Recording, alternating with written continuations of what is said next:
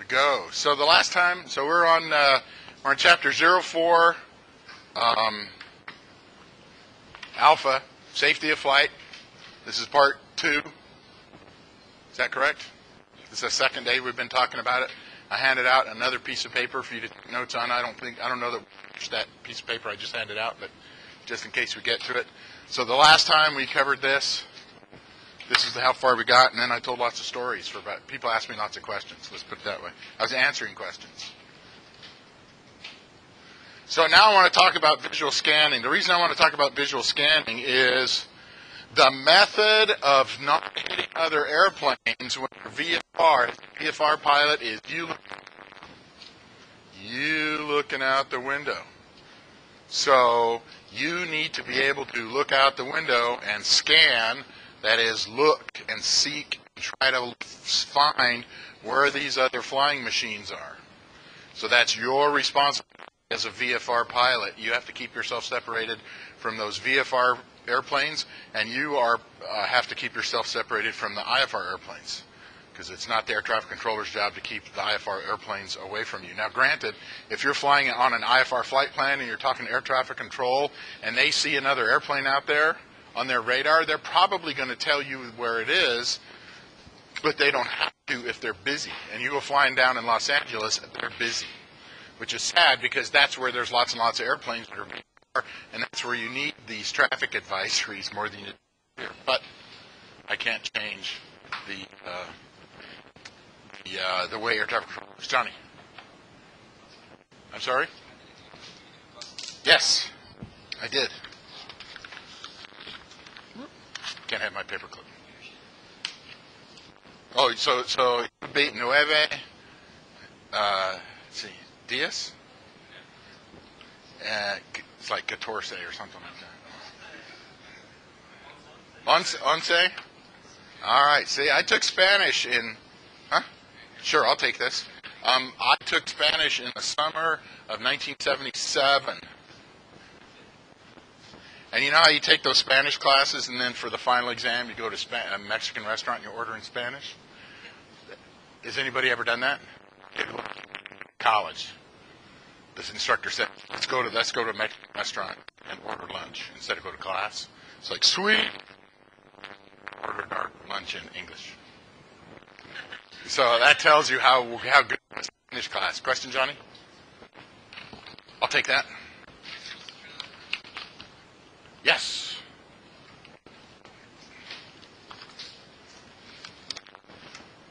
That's all right. It wasn't due until 1:20 this afternoon. I'm not worried about it.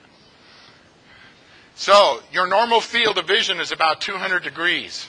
That is, if you look out straight ahead, you can point your arm back degrees here and so 180 degrees is the back. And if you stick your fingers up, you can go back, and that's typical. It's not that you can see it very well, but you can see something is moving. Okay, but that doesn't mean you can open your eyes and you can see every airplane that's out there, because the farther away you center of vision, the worse your vision gets. It's because the cells in your eyeball that work for vision, most of them are around the middle of the back of the eyeball. So if I look out over the side, it comes into my eyeball and then goes to the back over on the side. So if you really want to see something and find it, you need to be looking pretty close to it. In fact, according to the FAA, you need to be, if you want to really most likely pick it up, you can only see about 10 degrees at a time.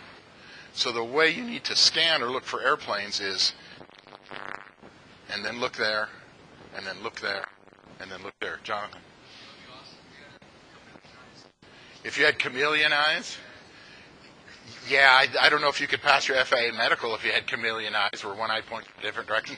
I've had chameleon eyes because I had my left eye didn't point in the same direction as my right eye, and the FAA was very concerned about that. But I didn't tell them I had chameleon eyes. If I had chameleon eyes, they just said, oh, that's awesome.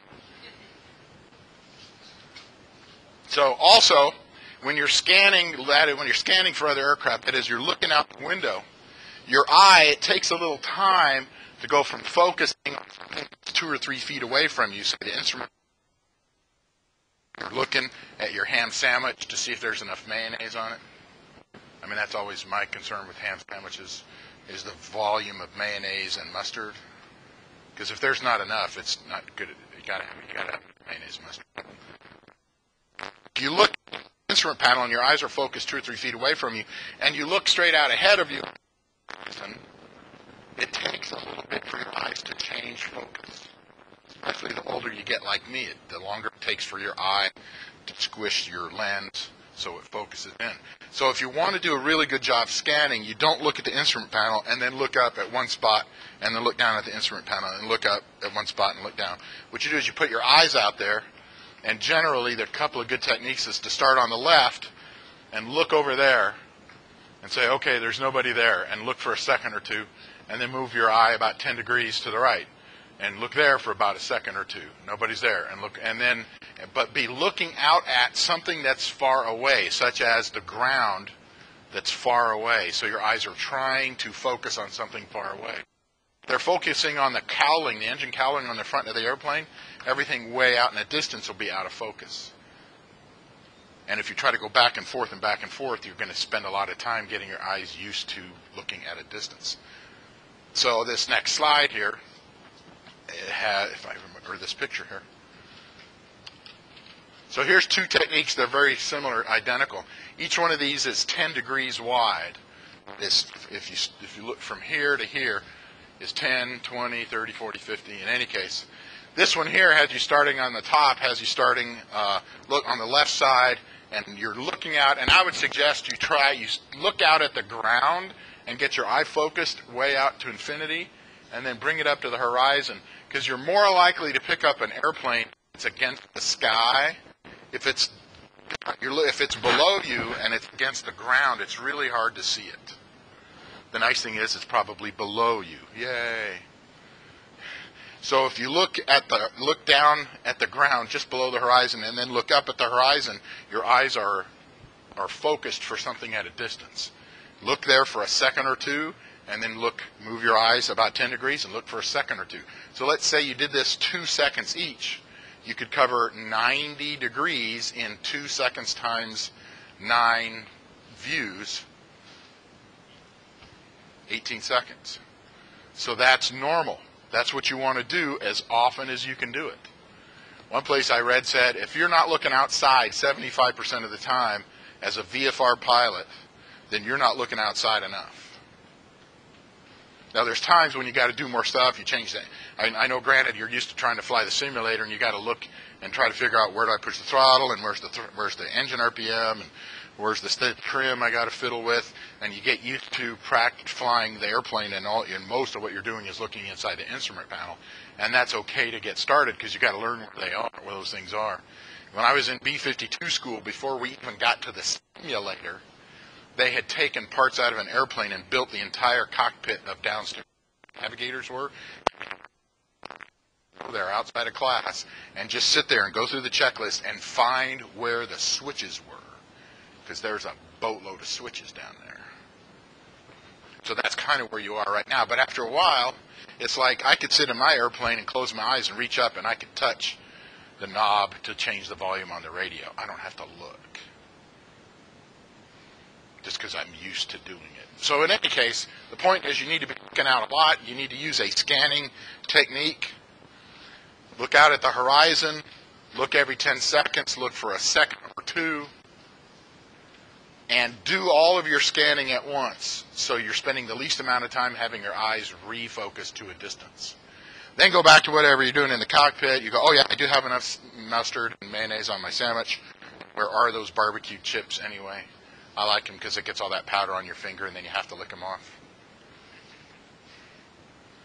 Oh, okay, that's just me. Maybe it's if you don't like that because it's messy, you know.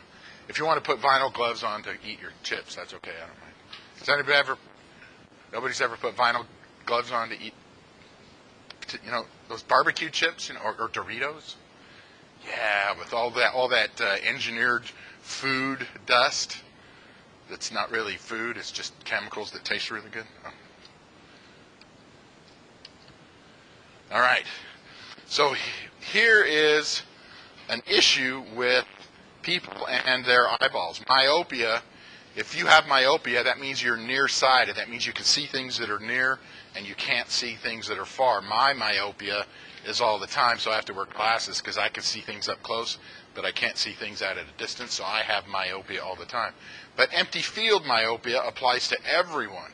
That is, if you're just sitting there looking out the window, eating your ham sandwich. What other kind of sandwich besides peanut butter jelly? I got to have a different one. Pastrami sandwich. So you're eating your pastrami sandwich. Well, you better have enough mustard on it. I like the deli mustard with pickles. Yeah. I'm not hungry. I'm eating my pastrami sandwich, and I'm just kind of looking out the window, and you're not really trying to look at anything. Your eyes, if they're not looking at anything, will try to focus at about 10 to 30 feet ahead of you. That's just where your eyes normally go. The problem is they're not focused out at infinity, out at a mile or 2 or 3, and so things out there aren't going to be clear. You're a whole lot less likely to see it.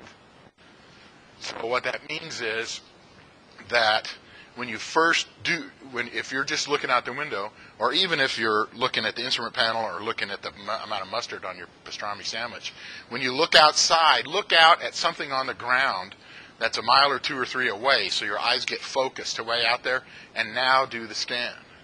But if you're just kind of sitting there and looking around, after a while, your eyes are going to slowly move their focus back from miles and miles away.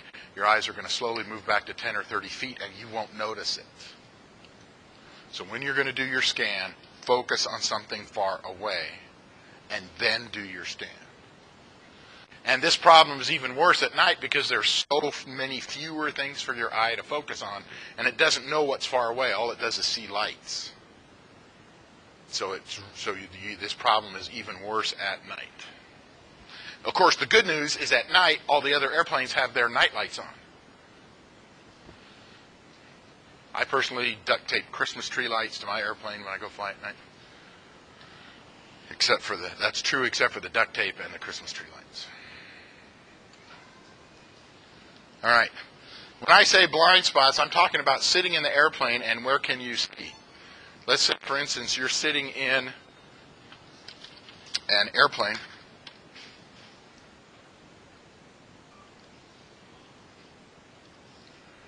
Here's your fuselage, and here you are sitting in the right seat because you're the pilot, and here's the wing. Here's our horizontal stabilizer, and here's our vertical stabilizer, and there's the propeller out front. You can't see anything right there. You're looking down that way, so you can't even see the ground right there.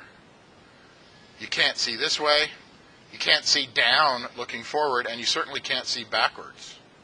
And you can't see, well, you could, in a Piper Tomahawk you could if you turned your head, but you can't see down. So there are blind spots. So if there's another airplane near you and just below you, either side or right underneath you, you can't see it. This is one of the reasons why. Now, if you've got a wing on the top of the airplane, it's exactly the opposite. You can't see anything up and to the right and up and to the left. These are blind spots. There are different cars that have different blind spots. What if you're driving a large truck and it's got something in the back? You can't even see out the back window, but you've got rear view mirrors on both sides on the outside of the truck. Now you can see most of behind you, but what if there's a motorcycle behind your truck really, really close? You won't see it. So vehicles have blind spots. Has anybody ever heard of blind spots in cars? Okay, then all right. So this is why when you're going to go out and do maneuvers, before you do a maneuver like a stall or a spin or a steep turn, you do a couple of, they're called clearing turns. You turn left and turn 90 degrees, and you're looking out everywhere you can. Then you turn back right 90 degrees, and you look wherever you can. Or you could just do a 180-degree turn. That is, if you're going north, make a left or a right turn and go south. And this whole time you're looking for other airplanes because now you've positioned that wing in a different spot. You can see planes that you might not have been able to see otherwise. So you need to take this into account. And also, in particular, well, let's ask the interesting question. I don't think it was in the reading assignment, so if you don't know the answer, don't feel bad, Jordan. Hey, would you pick out a stick? Gosh, I hope it's Jordan. That would be. I put all Jordan sticks in there today. Luis, have you ever been to an airport? Have you seen a movie that had an airport in it? A long time ago? Okay. Home Alone. Okay, great. If you don't count the cars, what other kind of vehicles do they have at airports? I'll give you a hint. They're the ones out on the taxiways and out on the runways. What kind of vehicle do we call those? What's that? Not the little carts to the airplane. But what machines get up and run off and they land and they have pilots in the front? They're really hard. This is a trick. It's a trick question. It's a trick question. What kind of planes? Okay. All right. If we discount all of the ground vehicles that drive around on the ground, what's the number one vehicle that uses airports, Luis? Okay, so I know. It was a trick question. So my question then is, vehicles at an airport on the ground is an airplane. But what about that first 500 or 1,000 feet above, right above the airport? What's the most likely machine you're going to find that's in that first 1,000 feet flying around above the airport? We call these things airplanes. Yes, okay. Now, if you climb to 30,000 feet, well, let me put it like this. Airplanes come in and land, and airplanes take off. And they get closer and closer together when they're coming into land, and they get farther and farther apart from each other after they take off. But near the airport, airplanes there, if you had to pick. What's that? Many airplanes, yeah. So at airports, that's where there's lots of airplanes. Okay, so airports are where airplanes hang out on the ground, but airports are where there are a lot of them when they're near the airport. All right, so let's say you're flying at an airport like Selma Airport, and there's no air traffic control tower to talk to. What is the likelihood of you hitting another airplane next to Selma Airport versus if your airplane is 5,000 feet in the air, 20 miles away? Where are there more airplanes? A long way from the airport, or are there more airplanes flying next to the airport? You got a 50-50 chance here, Luis. Right next to the airport. Okay. So, based on that, Luis is correct. If you had to pick a chunk of airspace and say which one has the most airplanes in it, you'd say a chunk of airspace that's sitting right smack on top of an airport. So, where is the most likely time you're going to have a midair collision with another? Okay, and whose name did you pull out, Luis? Yours. Okay, Luis. So, here, I'll let you pick somebody else. You've been very kind. Come on, Jordan. Josh. That's awesome. So, not just me. But I think I shook it up. So, Josh, where's the most likely chunk of airspace where you think airplanes are going to run into other airplanes? When one's taken off and one's just said near the airport, but that's the same thing. So that's why they put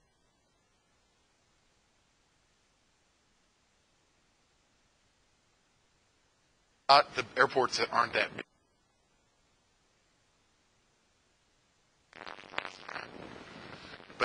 But do people have to use the CTAF frequency? Name out loud. Luis. That's awesome. Luis, you are the king of popsicle sticks today. So try another one. What was my question? Don't say it's Josh. Oh, it's Jordan. Well, that's not as bad. So do pilots have to use the CTAF frequency at airports that don't have towers? They don't. They don't even have to have a radio. So, where's the most likely place you're going to have a mid-air collision in a little airplane? Anybody?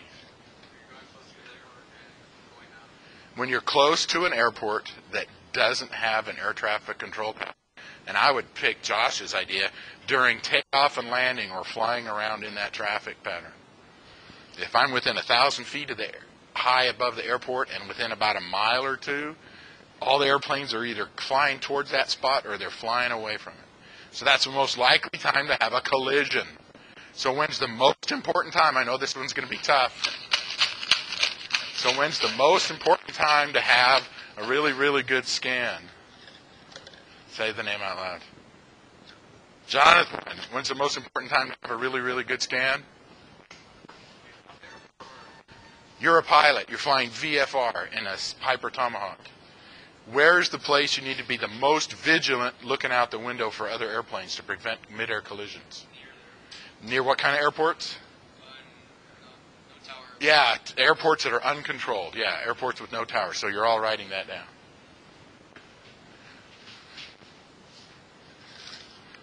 The most important time to be vigilant for other traffic is when you're near an airport that doesn't have a tower. It doesn't mean that you don't want to be vigilant at other times. Now, to help with the fact that you have blind spots and the fact that you and the other pilot in command of these other VFR airplanes are responsible for keeping separated from the other airplanes, one, you may have to turn the airplane here. You may have to maneuver to see around. Two, clearing turns. We're going to do those before maneuvers, but we're doing those away from the airport. We already talked about in one of the labs, the second to the last one, is anti-collision lights. The Federal Aviation Regulations say that your anti-collision light system, if it's installed on the airplane, it has to be on the entire time the aircraft is operating. So you're going, well, when do you define the fact that it's operating? And the way the FAA generally defines it is it's operating whenever the engine is on, including by collision before you start the engine, and you need to leave it on and don't turn it off after the propeller stops spinning. So in my little airplane, I turn on the anti-collision light switch, and I never turn it off. So when I reach over and hit that red switch and turn the master electrical switch on and everything that's turned on comes on, that strobe light on the top of the airplane, it comes on. I mean, it's on my checklist, and I look down at it and I make sure the knob's pulled out. The other nice thing it does is if I leave the airplane and I forget to turn off the master switch, because it's not the key, it's just a separate switch, and I'm walking around the airplane doing my post-flight, my after-flight walk around of the airplane, I'll notice that strobe light and go, oh, I left the electrical master switch on, and my battery won't be dead because I'll go in there and turn it off. That has happened to me once, where I noticed that I had left the master switch on because I leave my anti-collision light on. All right, another really, really good anti-collision technique is this one here in the middle where it says landing lights on when you're near airports. Literally, the checklist that I have in my airplane, I wrote it up. I took all the checklist items out of the pilot operating handbook and I added some things. And it says descent. One of the things I do on a descent is I turn on the landing lights. My airplane has one taxi light and one landing light. I just turn them on. That way, if I'm pointed towards somebody and they're looking in my direction, they might more likely see me because I have a light turned on. It works great at night. In the day, it's not fantastic. But if I'm only a mile away from them, maybe they'll see it. So this is not required, but it is highly recommended by lots and lots of people, is to turn your landing light on before you take off and wait until you're 5 or 10 miles away from the airport and turn your landing light off. But sometimes if I was flying around in Los Angeles, I'd never turn that landing light off. There's a lot of airplanes out there. Anybody ever flown around the airspace in Los Angeles in a little airplane? Oh, okay. Yeah, even if in a big airplane. Well, I don't know. Did you actually make that noise? Oh, okay.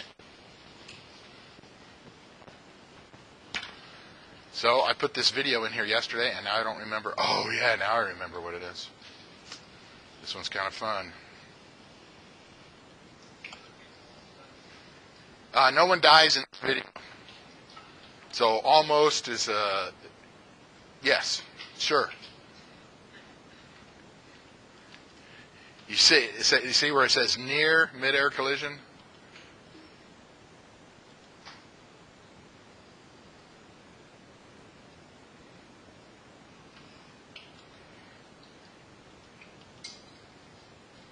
Okay, I'm not hearing any sound. Skycatcher 37 Charlie, number 2, follow arrow on a 3-mile final, runway 27 left, clear to land. So this is in a Piper airplane. It's made by the same company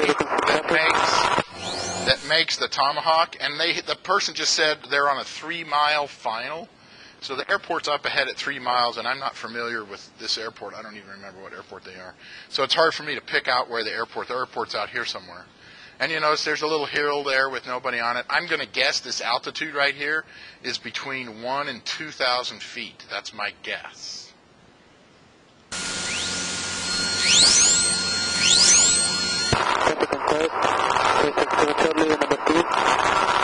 Thank you.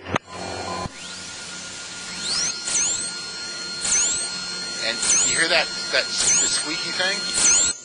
The anti-collision light on a lot of airplanes, it has a box, and the light that it flashes is very high voltage.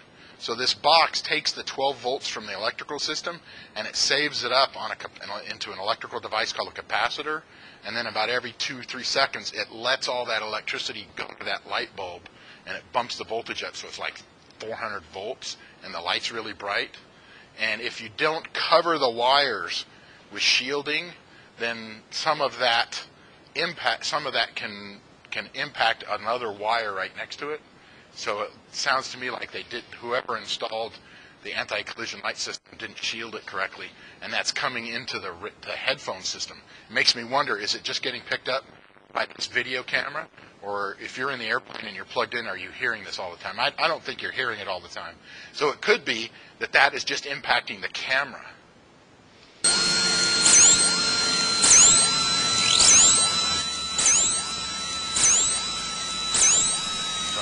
I think the airport's dead ahead, and that the piece of metal. Whoa, tower. We have one in front of us. I'm overtaking. Aborting landing. Okay, so what I've done, so the runway was ahead, and it said tower, there's somebody below me, ahead of me. So I've looked at this video like 4 times, and somewhere in here, and we just can't see it, I think it's down here, this other airplane was probably told, you're number 2, follow the airplane on final. And this other airplane over here said, okay, and they were supposed to just keep flying out until they saw this airplane, and after it passed them, turn around and follow it. But they didn't. They turned in before this airplane and didn't say anything. And these are 2 VFR airplanes. The tower's going to try to tell you where the other airplanes are, but it's still your responsibility to not hit anybody. So I'm going to play it again. And let's see if you can see something down here. It's possible that we can't see it, that it's actually from where this camera is. We can't see it. Maybe the pilot that's on the farther left side could have seen it down there. Tower. We have one in front of us. I'm overtaking. Aborting landing. See, if this is the runway right there, then somewhere along here is where this other airplane probably is. So it's actually interesting that they noticed it. Arrow 850, you're runway 27 left, runway 27 left, clear. See, I'm looking in here trying to find some other airplane, and I'm not seeing it. I mean, there's a little piece of white, but I don't think that's a wing of another airplane. Plan. You're lined up for 27 right. I have an airplane underneath me. And Arrow 850, roger, go around. So at first, the air traffic controller thought this airplane was trying to land on the wrong runway. And the guy's like, no, there's an airplane under me. I'm going to the right runway. So we'll try one more time. We'll see if we can see it. Landing. Arrow 850, you're runway 27 left, runway 27 left, clear to land. You're lined up for 27 right. All right, I'm going to try going farther forward, and maybe what we can do, if this runway is if this runway is right out in front of us, then this other airplane ought to show up somewhere right around here.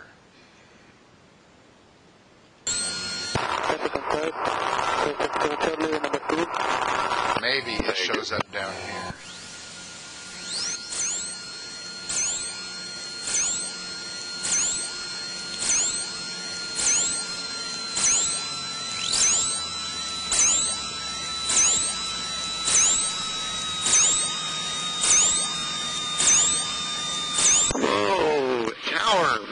one in front of us I'm overtaking. I still couldn't see it. Boarding landing. This happened to me one time. I was in the traffic pattern, and I was going to land on this runway, and I was going to fly around and come in and land.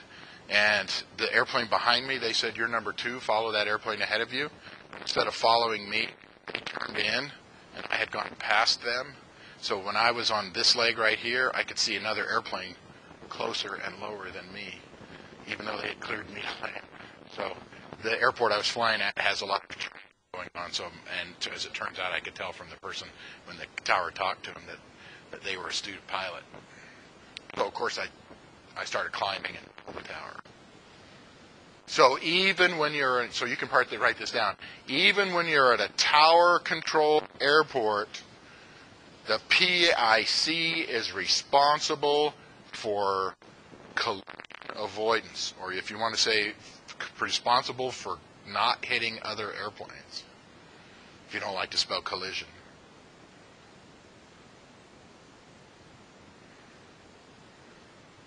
The tower's going to tell you where everybody is, but it's also based on that those other pilots are doing what they were told. And you'll find that pilots are not perfect. I mean, look at me.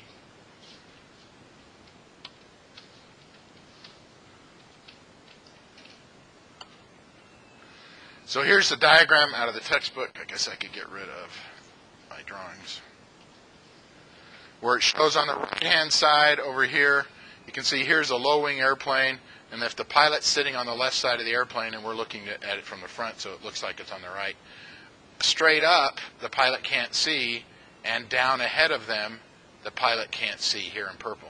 Same thing here. If the pilot's there, look how much the pilot can't see there, and look down here. The pilot can't see there. So a high-wing airplane, it's a little bit different. You can see a little bit better on the ground because right next to you, like right there, and you can look up. I don't think that's a very good picture.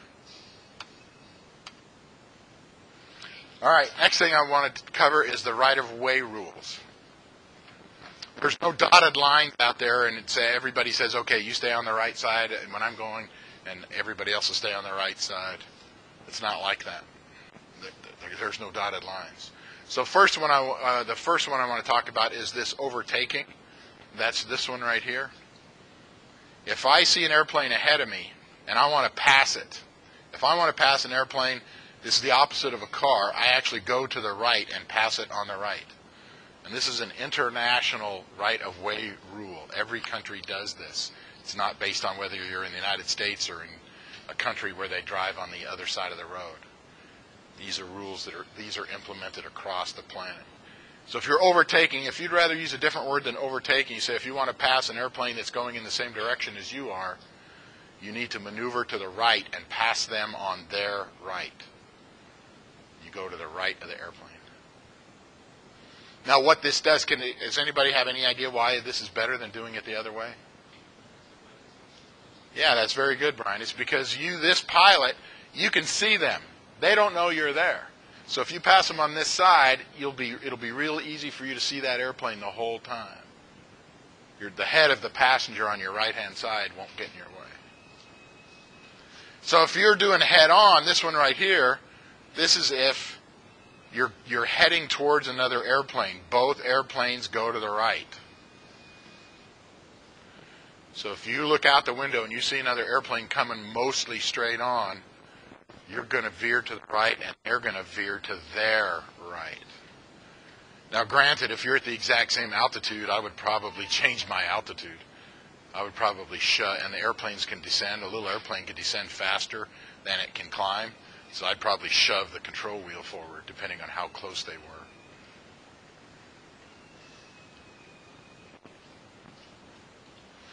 Converging, that's what the FAA says. If you're coming up on an airplane and that airplane is going left and right compared to you, then you want to maneuver to go behind them. So if you see an airplane going left or going right, the best thing for you is to aim towards behind their airplane. So it's not just turn to the right, because the airplane could be going from the left to the right. You want to aim towards after their tail. Yeah, don't try to go in front of them. You can do that, yes. But if they see you, they're going to expect you to maneuver to the right. Yes, you can climb or descend. If it looks like you're going to get close, yes. I would at a minimum maneuver to the right. And if I was at the same altitude, I would change altitudes also. They're probably not going to see you. You know, because if this point here, you know, you're way out there at 90 degrees, they're way over there. And then the one for landing doesn't have a picture. For landing, in general, the airplane that is at the lower altitude gets to land first, even if you're closer to the airport. The airplane at a lower altitude coming into land has right of way over the other airplanes that are at a higher altitude, even if you're closer. Because you could be in the traffic pattern and the airport's only a half of a mile away and you're flying the traffic pattern, but you're up there at 1,000 feet above the airport. And all of a sudden somebody comes on their radio and they're on a 2-mile final at 800 feet. They get to land. You have to keep flying or come back and fly around.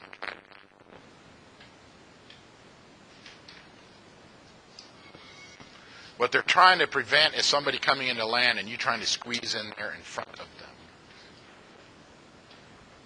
Because that kind of squeezing generally doesn't work. All right. Now, that all works out great if the other flying machine is a powered airplane. If you're an airplane and somebody else is a helicopter, those 4 things we looked at, that all works. Because y'all have power. You can climb, you can descend, you can turn left, you can turn right. Helicopters can do that. Airplanes can do that.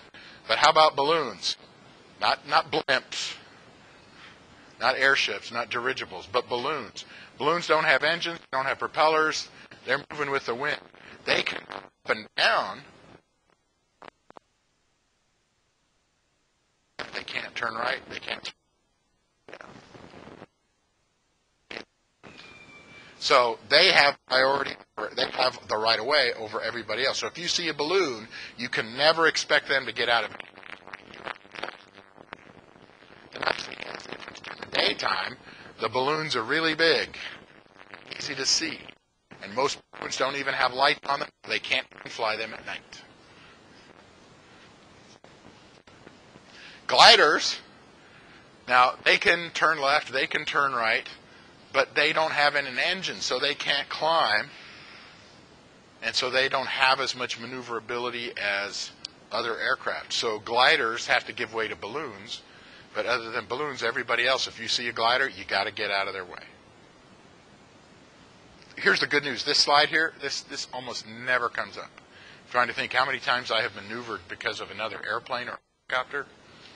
A couple of times, and if I had done nothing, it would have been all right. So the next priority is if there are 2 aircraft and one of them is doing aerial refueling off of the other one, they're concentrating on the aerial refueling. They're not looking at as much as you'd like. Then the good news is aerial refueling is generally done at 25 to 30,000 feet. If you're in jets and you're never going to get up there. I guess if you're flying a helicopter, aerial refueling. But they're busy and they're going in a straight line, and they got enough to worry about not hitting it. It's their blimps. They got engines. They can climb, they can descend, they can turn left, they can turn right, but they're not as maneuverable as airplanes or helicopters. But even they have to give way to aerial refueling. And then the last one, which we're talking about, is being in an airplane or in a helicopter. Everybody else has a right of way over you. You have to get out of their way. So if it's anybody doing anything other than an airplane or a helicopter, you got to get out of their way. That's the way I remember it. If you're an airplane or a helicopter, you got to get out of everybody else's way. If the aircraft that you see is an airplane or a helicopter, then those are the rules that we just covered. This applies. I could have stuffed airplanes and helicopters into these diagrams, and it would have been the same. Did I lose anybody there?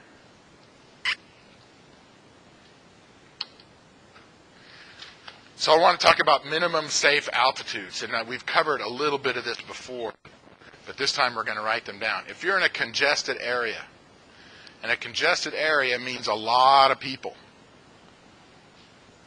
then you have to stay 1,000 feet above the highest obstacle, whether it's a building or a tower.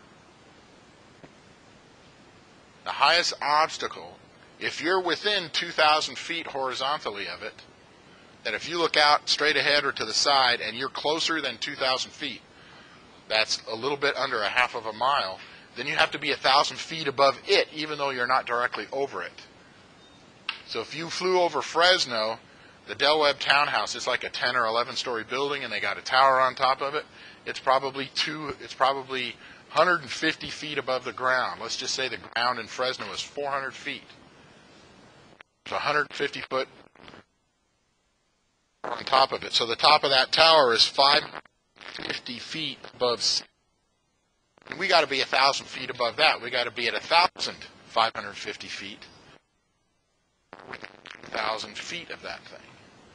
So the technique, when I fly over a city, a congested area, I find an obstacle in that whole city, and then I just stay 1,000 feet above it, and then I stop worrying about it. Like when I'm going to fly over Reedley, the highest obstacle in Reedley is this tower over here, a catty corner from the college, across the street from McDonald's, where at the high school, there's some cell phone stuff on it, and it goes up about, I don't know what it is. It's like 100 feet, 150 feet. I just look on my chart and see what that height is. I add 1,000 feet to it, and then I usually add another 100 or 200 just to make sure. And then I fly over Reedley, and if I'm within 2,000 feet of it, fine. And if I'm not, I'm still plenty high. You can't call up air traffic control and say, hey, can I fly lower? If you did, they'd say, well, it's not up to me to tell you how low you can go. Now, I pulled out and read this regulation today, and it says if you're in an uncongested area, and uncongested means there's not a lot of people, it says you got to be 500 feet above the surface. It doesn't say you have to be 500 feet above highest obstacles. It doesn't say you have to be 500 feet above the buildings. It doesn't say you have to be 500 feet above the trees. It says you have to be 500 feet above the surface. And then it says, if you're not in a congested area and you're not in an uncongested area, but you're in a sparsely populated area, then you have to be 500 feet away from, not above, but away from. So if there's a big giant lake like Lake Tahoe, there's no boats out there, no vessel, vehicle, structure, or person, you could actually get as low to the water as you want to. And then I was trying to figure out, well, what's the difference between uncongested and sparsely populated? So I did a really quick Google search, and everybody has a different opinion. And the best advice is don't fly below 500 feet above a vessel, vehicle, structure, or person. I want you to write those things down here. For sparsely populated, you know, if this is 500 feet away from what? A vessel? That's like a boat. A vessel, like a boat. Even a rowboat is a vessel. A vehicle. Vehicle, that's a tractor, a car, a truck, a motorcycle, an ATV, a quad. Those are all vehicles. Vessel, vehicle, structure. So structure, that's kind of fun one. Obviously, if it's a house, what if it's a barn? That sounds like a structure. If it's a power line, is that a structure? Maybe. I consider power lines to be structures. What if it's a little tiny building that's 8 feet on somebody's well, on their water pump? Is that a structure? Maybe. How about if it's a barbed wire fence to keep in? Is that a fence structure? I don't know. I'm going to count it as a structure. I'm going to count things as structures. I'm going to stay 500 feet, not just 500 feet away from them. So, vessel, vehicle, structure, or person. So the last fourth thing here for sparsely populated is a person. You got to stay 500 feet away from people. So if there's somebody, not cows, but if there's somebody standing out in a big giant field on the west side of the San Joaquin Valley, where the fields out there are like a mile by a mile, and there's somebody standing in the middle of the field, you could fly down really low, but when you see that person, you're going to have to stay at least 500 feet to the side of them. But as long as in the middle of the field, fly low. Now, one could also argue that a regulation comes into play. There's a regulation. No pilot may operate an aircraft in a careless or reckless manner. What if you're down there at 100 feet above that field out there on the west side, and you're at 100 feet and you're doing 100 miles an hour, and the engine quits, and you don't have time to do anything but land, and someone saw what happened, so you can't just lie to them and say, oh yeah, I was at 1,000 feet and then the engine quit. Fred there and said, man, they were buzzing two feet over the trees. And you're, of course not, I was 100 feet over the trees. They bust you for careless, reckless operation of the airplane? I don't want to answer that question the hard way. I'm going to answer it the easy way, and I am, for practical purposes, I'm never going to go below 500 feet above a vessel, vehicle, a structure, or a person, and I'm never going to go below 500 feet, even when those things aren't there. No, helicopters can fly lower. And, I'm glad you brought that up, and these rules don't count when you're taking off and landing, so you need to write that down. Because the regulation says, unless you're taking off, you got to do these things. Like, for instance, question? Your own airstrip? Then you could take off and land all day long. Now, it's up between you and your insurance company. The FAA doesn't mind. The FAA has no restriction on taking off and landing on private land. What, the airport? I mean, your dirt strip? No. It won't show up on a chart. It's not called an airport. Just the place where you take off and land. Now, you could get FAA approval and call it an airport. A bunch of regulations come in, and they're going to want to come to, and you don't want to do that. You really want to call it to your house.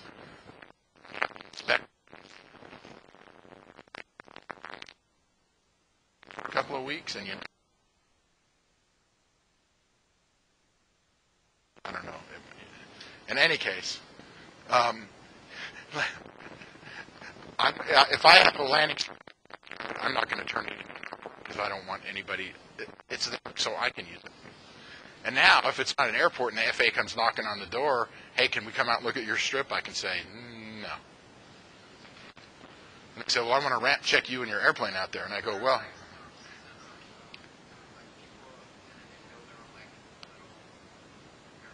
are there people that build their own little airport? Yes. And then they don't call them airports? Yes. Yeah, you can put asphalt down there and put little, dotted lines and put runway numbers. You can put lights up and stuff. As long as you don't call it an airport, you can do anything you want. As soon as you call up the FAA and say, I want to turn it into an airport, they're going to go, bam, here's a pile of regulations 6 inches tall. Start making sure you meet those because we're going to come out and inspect it. You can call it an airport. Everybody and their brother will call it an airport. For FAA regulations, it's not going to be an airport. The question now becomes, if I own an airplane, my insurance, it's cheap. That only covers if I take off and land at an airport, at an FAA-approved airport. My insurance is pretty good. I call them up and I say, I want to land at a strip. And they say, okay.